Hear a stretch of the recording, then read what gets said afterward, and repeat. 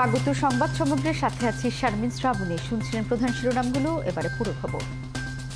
Pension scheme প্রত্যয় নিয়ে সরকারের দুই মন্ত্রীর সাথে প্রত্যাশিত বৈঠকটি না হওয়ায় আন্দোলন চালিয়ে যাবার ঘোষণা দিয়েছেন পাবলিক বিশ্ববিদ্যালয়ের শিক্ষকরা। বিষয়টি নিয়ে সরকারের মন্ত্রীদের আন্তরিকতার অভাব রয়েছে বলে অভিযোগ করেন তারা।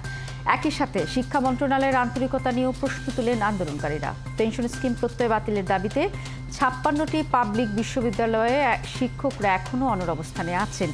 আজ চতুর্থ দিনের মতো একাডেমিক ও প্রশাসনিক কার্যক্রম সবকিছু বন্ধ রেখে কর্মবিরতি পালন করছেন তারা। অন্যদিকে ক্লাস ও পরীক্ষা বন্ধ থাকায় বড় ধরনের সেশন জটের আশঙ্কা করছেন শিক্ষার্থীরা। 15 বছরে কত টাকা পাবেন সেটার সাথে 2054 সালের টাকা হিসাব করছেন। 30 বছর ব্যবধান, এই হিসাবটা ভুল এবং এখানেই এই ফাঁকিটা রয়ে গেছে। হঠাৎ করে 13ই মার্চ আমরা দেখলাম সকালবেলা যে প্রত্যয় স্কিম এটা আপনাদের গ্রহণ করতে হবে। আমরা তো পর্যালোচনা করি, পর্যায়ক্রমে যা করছি আজকে আমরা এখানে এসেছি এই কারণে। সর্বজনীন পেনশন স্কিম প্রত্যয় প্রত্যাহার ও বিশ্ববিদ্যালয়ের শিক্ষকদের জন্য স্বতন্ত্র বেতন স্কেল প্রবর্তনের দাবিতে পাবলিক বিশ্ববিদ্যালয়ের শিক্ষকদের ক্লাস পরীক্ষা বর্জন কর্মসূচি চলছে। টানা চতুর্থ দিনের মতো আন্দোলন চালিয়ে যাচ্ছেন জাহাঙ্গীরনগর বিশ্ববিদ্যালয়ের শিক্ষক ও কর্মকর্তা-কর্মচারীরা। সকাল থেকে কোনো ক্লাস ও পরীক্ষা অনুষ্ঠিত হয়নি। কর্মকর্তা কর্মচারীদের কর্মবিরতিতে ব্যাহত হচ্ছে দাপ্তরিক কার্যক্রম। সকাল অবস্থান কর্মসূচিতে যোগ দিয়ে রাজশাহী বিশ্ববিদ্যালয়ের শিক্ষকরা বলেন, অনেক সুযোগ সুবিধা উপেক্ষা করে একজন শিক্ষা অনুরাগী মানুষ বিশ্ববিদ্যালয়ের শিক্ষক হিসেবে নিজেকে নিয়োজিত করেন। সেখানে যে সুবিধাটুকু আছে তাই স্কিমের নামে হরণের শঙ্কা রয়েছে। তাই এটি বাতিল না হওয়া পর্যন্ত আন্দোলন চলবে। প্রত্যয় স্কিম বাতিলের দাবিতে টানা 4 দিন সর্বাত্মক কর্মবিরতি পালন করছে চট্টগ্রাম বিশ্ববিদ্যালয়ের শিক্ষক সমিতি। শিক্ষকদের পাশাপাশি একযোগে ধারাবাহিক কর্মবিরতিতে সামিল হয়েছে বিশ্ববিদ্যালয়ের কর্মকর্তা কর্মচারীরাও। সব ধরনের ক্লাস পরীক্ষা বর্জন করে অবস্থান কর্মসূচি পালন করছেন শাহজালাল বিজ্ঞান ও প্রযুক্তি বিশ্ববিদ্যালয়ের শিক্ষকরা। তাদের দাবি, পেনশন স্কিম নিয়ে সরকারের এই প্রজ্ঞাপনটি অনৈতিক। ঘোষিত প্রজ্ঞাপনটি যদি প্রত্যাহার না করা হয় তাহলে আন্দোলন আরও কঠিন হবে। সরকারি চাকরির প্রথম ও দ্বিতীয় শ্রেণীতে মুক্তিযোদ্ধা কোটা পদ্ধতি বাতিলের সিদ্ধান্ত অবৈধ ঘোষণা করে হাইকোর্টের রায় আপাতত বহাল রেখেছে আপিল বিভাগ। হাইকোর্টের পূর্ণাঙ্গ রায় পাওয়ার সাপেক্ষে এ বিষয়ে সিদ্ধান্ত নেওয়া হবে। বৃহস্পতিবার প্রধান বিচারপতি ওবায়দুল হাসানের নেতৃত্বে আপিল বেঞ্চ চেম্বার আদালতের রায় বহাল রাখে। একই সঙ্গে রাজপথে আন্দোলন করে সুপ্রিম কোর্টের রায় পরিবর্তন করা যায় কিনা সেটিও জানতে চান প্রধান বিচারপতি। এর আগে সরকারি চাকরিতে প্রথম ও দ্বিতীয় শ্রেণীতে মুক্তিযোদ্ধা সহ অন্য কোটা বাতিল করে জারি করা পরিপত্র গত 5 জুন অবৈধ ঘোষণা করে হাইকোর্ট। মুক্তিযোদ্ধার সন্তানদের করা এক রিটের পর হাইকোর্ট বেঞ্চ এ রায় দেন। এ নিয়ে ঢাকা বিশ্ববিদ্যালয় সহ একাধিক স্থানে বিক্ষোভ ও প্রতিবাদ হয়। পরে রায় স্থগিত চেয়ে আপিল করে রাষ্ট্রপক্ষ। এদিকে সরকারি চাকরিতে কোটা ব্যবস্থা বাতিল করে 2018 সালের সরকারের জারি করা পরিচয়পত্র পুনর্বহালের দাবিতে আজও বিক্ষোভ করছেন শিক্ষার্থীরা। দাবি পূরণ না হওয়া পর্যন্ত শাহবাগ মোড়ে টানা অবরোধের ঘোষণাও দেন আন্দোলনকারীরা।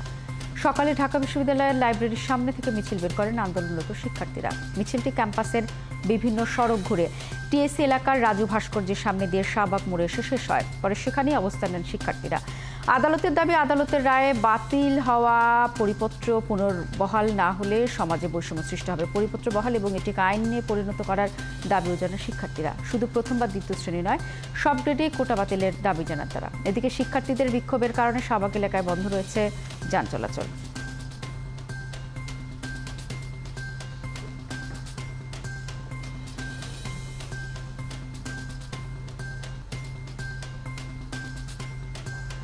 সরকারি চাকরিতে কোটা পদ্ধতি বাতিল ও মেধাভিত্তিক নিয়োগের পরিপত্র বহাল রাখার দাবিতে সারা দেশে বিক্ষোভ সমাবেশ করছে বিভিন্ন বিশ্ববিদ্যালয়ের শিক্ষার্থীরা। সকালে চট্টগ্রাম বিশ্ববিদ্যালয়ের শহীদ মিনার প্রাঙ্গণে একত্রিত হয়ে 4 দফা দাবিতে আন্দোলন করে বিশ্ববিদ্যালয়ের শিক্ষার্থীরা। কোটা পদ্ধতিকে বৈষম্যমূলক দাবি করে অতি দ্রুত এ প্রথা বাতিল করার দাবি জানায় তারা। দাবি আদায় না হওয়া পর্যন্ত সকল ধরনের কার্যক্রম বিরত রেখে আন্দোলন চালিয়ে যাওয়ার হুঁশিয়ারি দেন শিক্ষার্থীরা। রাজশাহী বিশ্ববিদ্যালয়ের শিক্ষার্থীরাও বিক্ষোভ কর্মসূচি পালন করছে। সকাল 10টায় ক্যাম্পাসের প্যারিস রোডে জড়ো হয়ে শিক্ষার্থীরা কোটা বিরোধী বিভিন্ন স্লোগান দেয়। এ সময় তারা বিদ্যমান কোটার পুনর্মূল্যায়নের দাবি তোলেন। চাকরিতে কোটা পদ্ধতির সরকার নয়, আদালত বাতিল করেছে বলে মন্তব্য করেছেন পররাষ্ট্রমন্ত্রী হাসান মাহমুদ। তাই শিক্ষার্থীদের আন্দোলন আদালতের বিরুদ্ধে কিনা সেই প্রশ্ন তোলেন তিনি।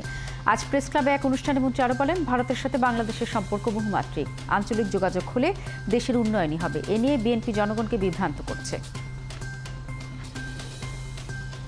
ছাত্রীদের দাবির প্রেক্ষিতে আমাদের সরকার কোটা ব্যবস্থা বাতিল করেছে।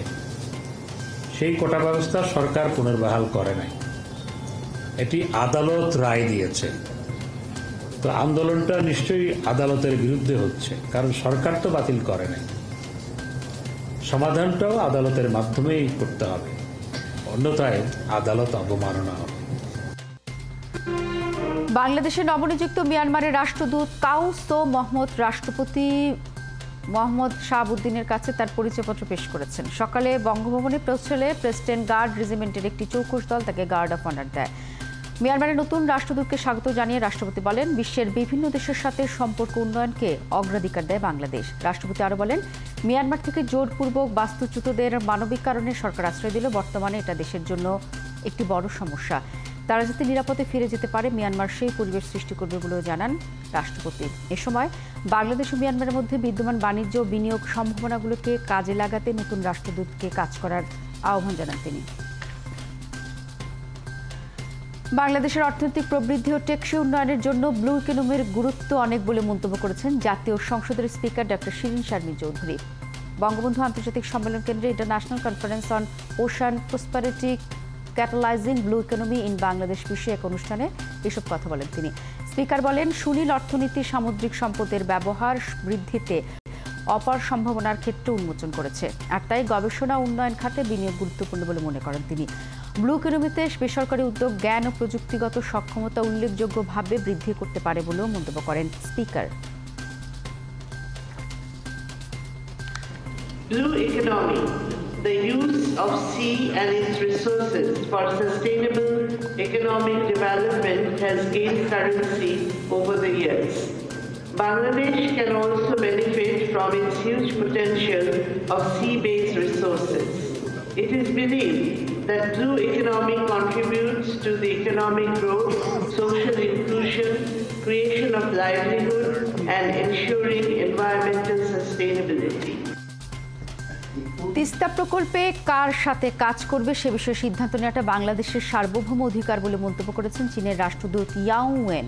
প্রধানমন্ত্রীর চীন সফর উপলক্ষে ডিক্যাপ সদস্যদের সাথে মতবিনিময় সভায় তিনি কথা বলেন। চীনের রাষ্ট্রদূত বলেন, তিস্তা নদী ব্যবস্থাপনা নিয়ে চীনের দেওয়া প্রস্তাব বাংলাদেশ গ্রহণ করবে কি করবে না তা একান্ত বাংলাদেশের বিষয়। তবে যেহেতু তিস্তা বাংলাদেশের নদী, সে তার অংশে যে কোনো প্রকল্প নিতে পারে। এ সময় তিনি জানান, মিয়ানমারের যুদ্ধ বন্ধ না করে রোহিঙ্গা প্রত্যাবাসন সম্ভব নয়। রাষ্ট্রদূত ইয়াও ওয়েন বলেন, বাংলাদেশে অনেকদিন ধরে একটি স্থিতিশীল রাজনৈতিক পরিবেশ রয়েছে যা উন্নতিকে ত্বরান্বিত করছে। চীনের প্রধানমন্ত্রী শেখ হাসিনার সফর আগামী 5 বছর বা তারও পরে দুই দেশের সম্পর্ক আরও জোরদার করার পথ সুদৃঢ় হবে। 15 জুলাই থেকে গ্যাস সরবরাহ স্বাভাবিক হবে বলে জানিয়েছেন বিদ্যুৎ, জ্বালানি ও খনিজ সম্পদ প্রতিমন্ত্রী নসরুল হামিদ। বৃহস্পতিবার সচিবালয়ে মন্ত্রণালয়ের সভাকক্ষে বাজেট পরবর্তী সংবাদ সম্মেলনে তিনি এই কথা জানান। ঘূর্ণিঝড়ে ক্ষতিগ্রস্ত ভাসমান এলএনজি টার্মিনাল 15 জুলাইয়ের মধ্যে সংস্কার শেষে গ্যাস সরবরাহ শুরু করলে সরবরাহ স্বাভাবিক হবে বলে জানান মন্ত্রী। এদিকে ভারতের আদানি গ্রুপের বিদ্যুৎ কেন্দ্র ও পায়রা বিদ্যুৎ কেন্দ্রে আবার চালু হওয়ায় 2-1 দিনের মধ্যেও বিদ্যুৎ সরবরাহ পুরোপুরি স্বাভাবিক হবে বলেও জানান বিদ্যুৎ প্রতিমন্ত্রী। 15-16 তারিখের দিকে আমরা আশাবাদী যে গ্যাস নিরবিচ্ছিন্ন হয়ে যাবে। আগামী 3 থেকে 4 দিনের মধ্যে আমাদের বিদ্যুৎও অনেকটা আগের থেকে ভালো হবে। ইতিমধ্যেই আমাদের পায়রা শুরু হয়ে গেছে, আবার বিদ্যুৎ দেওয়া শুরু করেছে, আদানিও বিদ্যুৎ দেওয়া শুরু করেছে। জ্বালানি সাশ্রয় এবং নিরবিচ্ছিন্ন বিদ্যুৎ কীভাবে দিতে পারি, আমরা 700 থেকে 800 মেগাওয়াট উইন্ড পাওয়ার এবং আমরা চেষ্টা করছি সোলার থেকে অন্তত 6000 মেগাওয়াট আগামী 25 সালের মধ্যে আনা যায় কিনা। শ্রম আইন লঙ্ঘনের অভিযোগে করা মামলায় আবারও জামিন পেয়েছেন ডক্টর মোহাম্মদ ইউনূস। আগামী 14 আগস্ট পর্যন্ত এই মামলায় 4 আসামিকে জামিন দিয়েছে শ্রম আপিল ট্রাইব্যুনাল। সকালে আদালতে হাজির হয়ে জামিনের আবেদন করেন ইউনূস সহ 4 আসামি।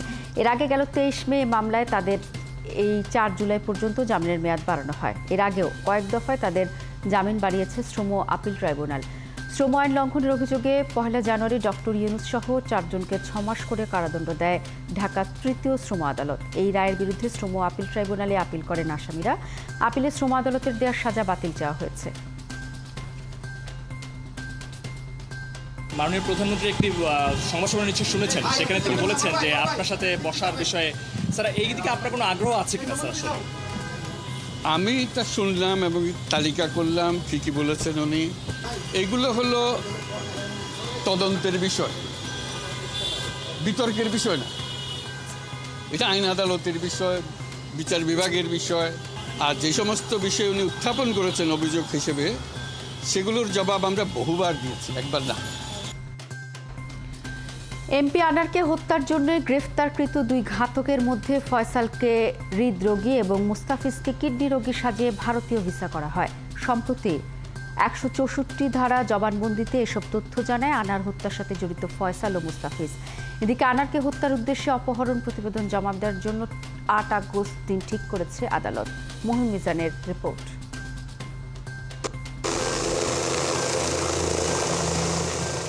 সীতাকুণ্ড এলাকা থেকে আনার হত্যার সাথে জড়িত দুই আসামি ফয়সাল সাজি ও মোস্তাফিজুর রহমানকে গ্রেফতারের পর তাদেরকে অধিকতর জিজ্ঞাসাবাদের জন্য রিমান্ডে নেয় ডিবির তদন্ত দল। সেখানে কয়েকদিনের জিজ্ঞাসাবাদের পর তারা দুজনই আদালতের কাছে হত্যার দায়ে স্বীকারোক্তিমূলক জবানবন্দি দিতে রাজি হয়। জবানবন্দিতে এই দুজন বিচারকের কাছে জানায় তাদেরকে পাসপোর্ট ভিসা থেকে শুরু করে ভারতে যাবার জন্য সকল ধরনের খরচ ও প্রয়োজনীয় কাগজ করা হয় আখতারুজ্জামান শাহিনের তদারকিতে। যে শাহিনের পিএস সিয়ামের মাধ্যমে তারা ভুয়া কাগজপত্র, যেমন ফয়সালকে হৃদরোগী, মুস্তাফিজকে কিডনি রোগী সাজানোর কাগজপত্র, ভুয়া ব্যাংক স্টেটমেন্ট এবং তাদেরকে বিভিন্নভাবে কাগজপত্র তৈরি করে তারা ইন্ডিয়ার ভিসা তারা পেয়েছিলেন। 164 ধারা জবানবন্দিতে ফয়সাল ও মোস্তাফিজ আরও জানায়, আনারকে হত্যার উদ্দেশ্যে কলকাতা যাবার পর শাহিনের কলকাতা অংশের পিএস পিন্টুর কাছ থেকে ক্লোরোফর্ম নেয় সিয়াম। হত্যার পর সবাই যখন চলে যায় তখন শাহিন ফয়সাল ও মোস্তাফিজকে ঘর ভালোভাবে পরিষ্কার করতে বলে। শাহিনের যে পিএস পিন্টুর কাছ থেকে ক্লোরোফর্মটা সিয়ামের মাধ্যমে রিসিভ করে বাসায় নিয়ে যাওয়া, তারপরে চাপাতি বাসায় নিয়ে যাওয়া। যখন হত্যাকাণ্ডটি শেষ হয়েছে তখন একে একে সবাই চলে গেল। সর্বশেষ ফয়সাল এবং মুস্তাফিজ কিন্তু ওই বাসায় ছিল সঞ্জয় বাগানে, এবং সেখানেও শাহিনের সাথে তার কথা হয়েছে। শাহিন তাদেরকে বুঝিয়ে বলেছে যেন বাসাটা যেন খুব ভালোভাবে পরিষ্কার করে, কোথাও যেন চুল এবং কোথাও যেন রক্তর দাগ লেগে না থাকে। এদিকে আনার হত্যা মামলার অন্যতম আসামি কামাল আহমেদ বাবু ওরফে গ্যাস বাবু, শিমুল ভূঁইয়া ও তানবীর ভূঁইয়া 164 ধারার স্বীকারোক্তিমূলক জবানবন্দি প্রত্যাহারের আবেদন করেছে আদালতের কাছে। মহিন মিজান, 71, ঢাকা। করোনার পরে 10 গুণ বেড়েছে সংক্রামক রোগের প্রকোপ। যুক্তরাষ্ট্রভিত্তিক জার্নাল ব্লুমবার্গের প্রতিবেদন বলছে, বিশ্বব্যাপী হাম, যক্ষ্মা, ডেঙ্গুর মতো সংক্রামক রোগের প্রকোপও বেড়েছে। বাংলাদেশেও বেড়েছে এসব রোগের প্রাদুর্ভাব। বিশেষজ্ঞরা বলছেন, করোনার সময় স্টেরয়েড জাতীয় ওষুধের ব্যবহারের কারণে মানুষের রোগ প্রতিরোধ ক্ষমতা কমে গেছে। আরও জানাচ্ছেন ফাল্গুনী রশিদ।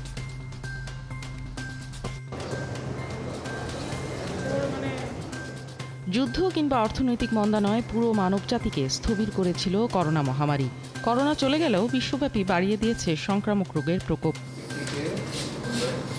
ব্লুমবার্গ ও এয়ারফিনিটির সাম্প্রতিক গবেষণা বলছে, বিশ্বের 40টি দেশে 10 গুণ বেড়েছে সংক্রামক রোগ। যক্ষ্মা, হাম, ডেঙ্গু আর ইনফ্লুয়েঞ্জার মতো 13টি রোগ বাড়ার হিসেব দিয়ে এই প্রতিবেদনে বলা হয়েছে, মহামারীর আগের তুলনায় এখন এই রোগগুলোর সংক্রমণ বেড়েছে।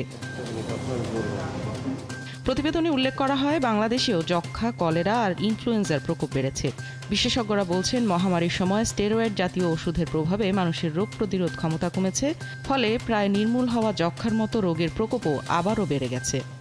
বিশেষ করে আমরা ফুসফুসের যক্ষ্মাই বেশি পেয়ে থাকতাম, এখন ফুসফুসের বাইরের অন্যান্য অঙ্গের যক্ষ্মা অনেক বেশি পাওয়া যায়। কোভিডের সময়ে প্রচুর অ্যান্টিবায়োটিক ব্যবহার করেছি, যদিও কোভিড একটা ভাইরাল ইলনেস ছিল, যার কারণে কোভিড পরবর্তী সময়ে অ্যান্টিবায়োটিক প্রতিরোধী জীবাণু দ্বারা সংক্রমণের হার অনেক বেশি পাওয়া যাচ্ছে। আমরা অনেক বেশি স্টেরয়েড ব্যবহার করেছি। স্টেরয়েড আপনার ওভারঅল ইমিউনিটি সাপ্রেস করে। প্রতিবেদনে বলা হয়, বিশ্বব্যাপী ইনফ্লুয়েঞ্জার প্রকোপ বেড়েছে 75%। বাংলাদেশেও ইনফ্লুয়েঞ্জার নিত্য নতুন ধরন পাবার কথা বলছেন বিশেষজ্ঞরা। এবারে ইনফ্লুয়েঞ্জা বেশি, এটা আমাদের যেটা সার্ভিলেন্স চলতেছে, সেন্টিনেল সার্ভিলেন্স বেশ কিছু হাসপাতালে, সেখানে যাদের ইনফ্লুয়েঞ্জা লাইক ইলনেস অথবা নিউমোনিয়া নিয়ে আসতেছে, সারি যেটা আমরা বলি, তাদের মধ্যে দেখা গিয়েছে যে ইনফ্লুয়েঞ্জা গতবারের তুলনায় বা আগের তুলনায় বেশি। যেহেতু এটা ব্লুমবার্গ এবং ইয়েতে এসছে, তো সুতরাং আমরা একটা কাজ করতে পারি যে আমরা এখানে একটা এর আকারে আদলে একটা স্টাডি করতে পারি। এছাড়া জলবায়ু পরিবর্তনের দীর্ঘমেয়াদী প্রভাবের কারণে ডেঙ্গু, কলেরা কিংবা টাইফয়েডের মতো সংক্রামক রোগের প্রকোপ বেড়েছে বলেও মনে করেন বিশেষজ্ঞরা। ফাল্গুনী রশিদ, ৭১, ঢাকা। জামালপুরে নদীর পানি বাড়ায় অনেক এলাকার সড়ক যোগাযোগ বিচ্ছিন্ন হয়ে গেছে। সেখানে পাহাড়ি ঢল ও বৃষ্টিতে নদ নদীর পানি বৃদ্ধি অব্যাহত রয়েছে। কুড়িগ্রাম ও গাইবান্ধাতেও প্লাবিত মানুষ পড়েছে দুর্ভোগে। তবে বৃষ্টি না হওয়া পাহাড়ি ঢল কমায় সিলেটে বন্যা পরিস্থিতির কিছুটা উন্নত হয়েছে, কিন্তু বাসাবাড়িতে পানি থাকায় কমেনি দুর্ভোগ। সহকর্মীদের তথ্য ছবিতে প্রতিবেদন। যমুনার পানি সড়ক উপচে প্রবেশ করছে লোকালয়ে। এতেই বিচ্ছিন্ন হয়ে গেছে জামালপুর শহরের সাথে আমতলী মাহমুদপুর সড়ক দিয়ে কয়েকটি উপজেলার যোগাযোগ। এছাড়া দেওয়ানগঞ্জে কাঠারবিল বাজারের সড়ক ভেঙে কুড়িগ্রামের রৌমারী ও রাজীবপুর উপজেলার সড়ক যোগাযোগ বিচ্ছিন্ন হয়েছে। বিভিন্ন জায়গায় রাস্তা ধসে পড়ায় যাতায়াতে ভোগান্তি পোহাচ্ছে কয়েকটি গ্রামের মানুষ। চলাফেরা করা খুবই কষ্ট, আমাদের ঘরবাড়ি নদী ভেঙে যাবে। আমরা সারা রাত ঘুম পারি নাই, সারা রাত ঘুম না পারি, চোখ পাইতে পাইতে পথ দিতে দিতেও আমরা এই বান্দা আটকা ফেলাম না। জেলার ইসলামপুর, দেওয়ানগঞ্জ ও মাদারগঞ্জ উপজেলার 11টি ইউনিয়নের নিচু এলাকায় পানি ঢুকে পড়েছে। এতে সবচেয়ে বেশি দুর্ভোগে পড়েছে এইচএসসি পরীক্ষার্থীরা। এভাবে যদি পানি বাড়ে আমাদের পরীক্ষা দিতে অসুবিধা হয়ে যাবে। যেভাবে পানি বাড়তেছে মনে হয় না কালকে পরীক্ষা দিতে যেতে পারবো। কুড়িগ্রামের ধরলা ও ব্রহ্মপুত্রের পানি বেড়ে প্লাবিত হয়েছে চর ও নিচু এলাকা। পানিবন্দী হয়ে পড়েছে 50টি গ্রামের প্রায় 30,000 মানুষ। ডুবে গেছে আমন, বীজতলা, পাট, বাদাম সহ সব রকম সবজি ক্ষেত। গাইবান্ধায় গবাদি পশু সহ বন্যা নিয়ন্ত্রণ বাঁধে আশ্রয় নিয়েছে নদী তীরের নিচু এলাকার মানুষ। যাতায়াতে ব্যবহার হচ্ছে নৌকা ও কলা গাছের ভেলা। এদিকে সিলেটে নদীর পানি কমলেও লোকালয় থেকে নামছে ধীর গতিতে। এ কারণে এখনও পানিবন্দী বহু মানুষ। তৃতীয় দফার বন্যায় আক্রান্ত হয়েছে জেলার 13টি উপজেলা। মানুষ খুব কষ্ট মাঝে আছিল, মেড়া বকরি গরু যা আছিল মরিয়া গেছে পানি। বন্যা নিচে কি আমরা বাড়িঘর ঘর দুয়ার জায়গা মিরাজ কিচ্ছু নাই, গরু বাছুর নাই। মৌলভীবাজারেও নদীর পানি কমলেও নিচু এলাকার পানিবন্দী মানুষের দুর্ভোগ কমেনি। বাসা বাড়িতে পানি থাকায় পোহাতে হচ্ছে চরম দুর্ভোগ। আমরাও ঘরেও যাইতে আসলাম, তখন দেখা যায় আবারও 15 দিন পরে পানি আবার সেই গলা সমান হয়ে গেছে। পানি আমরা থাকতাম পারি না, দিতাম পারি আর না, সব জিনিস নষ্ট হয়ে যাবে। ডাল চাউল কৃষ্ণপত্র কিছু তো আনতাম পারছি না। তবে বৃষ্টি আর পাহাড়ি ঢল থেমে গেলে পানি আরও দ্রুত নেমে যাবে বলে আশা করছে পানি উন্নয়ন বোর্ড। বনশ্রী হালদার, ৭১। বরগুনার দারুল উলুম মাদ্রাসায় এইচএসসি পরীক্ষায় অনিয়মের অভিযোগে 4টি মাদ্রাসার অধ্যক্ষ সহ 7 শিক্ষককে হল থেকে বহিষ্কার করা হয়েছে। বৃহস্পতিবার উপজেলা নির্বাহী কর্মকর্তার নির্দেশে তাদের বহিষ্কার করেন হল সুপার। বরগুনা সদর উপজেলা নির্বাহী কর্মকর্তা শামীম মিয়া জানান, বাংলা প্রথম পত্রের পরীক্ষায় সদরের আলিয়া মাদ্রাসার 6, 7 ও 9 নম্বর হলে 80 জন শিক্ষার্থীকে নৈর্ব্যক্তিকের কোড পরিবর্তন করে প্রশ্নপত্র দেয় 7 শিক্ষক। খবর পেয়ে ঘটনাস্থলে এসে অনিয়মের প্রমাণ পেয়ে 7 শিক্ষককে বহিষ্কার করেন তারা। তবে অনৈতিক সুবিধা নেওয়া 80 জন শিক্ষার্থীর বিরুদ্ধে কোনো ব্যবস্থা নেওয়া হয়নি। এখানে তারা অনিচ্ছাকৃতভাবে শিক্ষকদের অগোচরে ছাত্ররা এই কাজটি করেছে। তো সেই জন্য দায়িত্ব অবহেলার কারণে কেন্দ্রীয় সচিব মহোদয় 7 জন শিক্ষককে এই পরীক্ষা থেকে বহিষ্কার করা হয়েছে। তারা এই পরীক্ষা গ্রহণের দায়িত্বে থাকবেন না। চুয়াডাঙ্গায় সৌরবিদ্যুৎ প্রকল্পের জন্য 600 বিঘা জমি অধিগ্রহণের প্রতিবাদে সরকারি জরিপ দলকে ঘেরাও করেছে স্থানীয় কৃষকরা। বৃহস্পতিবার সকালে ভূমি মন্ত্রণালয়ের যুগ্ম সচিব মমতাজ বেগমের নেতৃত্বে জরিপকারী দল সদর উপজেলার কৃষ্ণপুর যায়। সেখানে কয়েক হাজার কৃষক কাফনের কাপড় পরে ও হাতে বিষের শিশি নিয়ে জরিপকারী দলকে ঘেরাও করে। 50 মেগাওয়াট সৌর বিদ্যুৎ কেন্দ্র স্থাপনের জন্য প্রকল্প নেওয়া হয়। বিদ্যুৎ কেন্দ্রের সোলার প্যানেল বসাতে 600 বিঘা জমি অধিগ্রহণের পরিকল্পনা নেয় সরকার। এরই অংশ হিসেবে আজ সেখানে যায় ভূমি জরিপ দল। এলাকাবাসীর অভিযোগ, স্থানীয় প্রভাবশালী রাজনীতিবিদের সহায়তায় 2018 সাল থেকে ফসলি জমিতে বিদ্যুৎ কেন্দ্র নির্মাণের চেষ্টা করছে একটি কোম্পানি। কুমিল্লায় দেশীয় অস্ত্রসহ 7 সদস্যকে গ্রেফতার করেছে র্যাব। বৃহস্পতিবার গ্রেফতারকৃতদের জেল হাজতে পাঠানোর নির্দেশ দেয় কুমিল্লার চিফ জুডিশিয়াল ম্যাজিস্ট্রেট আদালত। র্যাব কর্মকর্তা লেফটেন্যান্ট কমান্ডার মাহমুদুল হাসান জানান, কুমিল্লা নগরের ধর্মপুর এলাকায় অভিযান চালিয়ে তাদের গ্রেফতার করা হয়। এ সময় তাদের কাছ থেকে 4টি কোরাল, 1টি চাপাতি ও 3টি মোবাইল উদ্ধার করা হয়। তারা দীর্ঘদিন ধরে এলাকায় সন্ত্রাসী কার্যক্রম পরিচালনা করে যানবাহনে ছিনতাই ও চাঁদা আদায় সহ ত্রাস সৃষ্টি করে আসছিল। অবৈধ সম্পদ অর্জনের অভিযোগে ঢাকায় সিনেমার নায়ক শান্ত খানের বিরুদ্ধে মামলা করেছে দুর্নীতি দমন কমিশন। দুদকের সহকারী পরিচালক মোহাম্মদ আতর রহমান সরকার বুধবার সংস্থার ঢাকা জেলা সমন্বিত কার্যালয়ে মামলাটি দায়ের করেন। মামলায় শান্ত খানের বিরুদ্ধে 3,24,56,500 কোটি টাকার অবৈধ সম্পদ অর্জনের অভিযোগ আনা হয়েছে বলে জানিয়েছেন দুদকের উপপরিচালক ও জনসংযোগ কর্মকর্তা মোহাম্মদ আক্তারুল ইসলাম। মামলার এজাহারে বলা হয়, জ্ঞাত আয় বহির্ভূত সম্পদ অর্জনের প্রাথমিক প্রমাণ পায় দুদক শান্ত খান, তার স্ত্রী ও তার উপর নির্ভরশীল ব্যক্তিদের সম্পদ বিবরণী 21 দিনের মধ্যে দাখিলের নোটিশ দিয়েছে।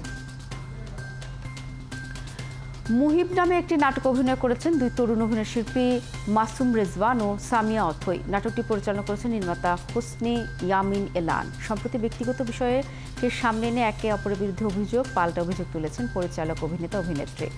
প্রথম প্রকাশ্যে আসেন মাসুম রেজওয়ানের অভিযোগ। গত 17 থেকে 18 জুন ঘটে যাওয়ার ঘটনা উল্লেখ করে 30 জুন তিনি অভিনয় শিল্পী সংস্থার কাছে একটি অভিযোগ করেন। এরপর প্রকাশ্যে আসে মাসুম রেজওয়ানের বিরুদ্ধে সামিয়া অথৈর অসাধারণ ডায়েরি করার প্রসঙ্গ। গত 29 জুন মধ্যরাতে অভিনেতা মাসুম রেজওয়ানের বিরুদ্ধে জিডি করেন মোবারকনামা ওয়েব সিরিজ খ্যাত অভিনেত্রী। জিডিতে তিনি দাবি করেন তাকে কুপ্রস্তাব দেন মাসুম। চলছে সংবাদ সমগ্র। সরাসরি সংবাদ অনুষ্ঠান দেখতে থাকুন 71 ফেসবুক পেজে এবং সাবস্ক্রাইব করুন 71-এর ইউটিউব চ্যানেল। 71-এর সাথেই থাকুন।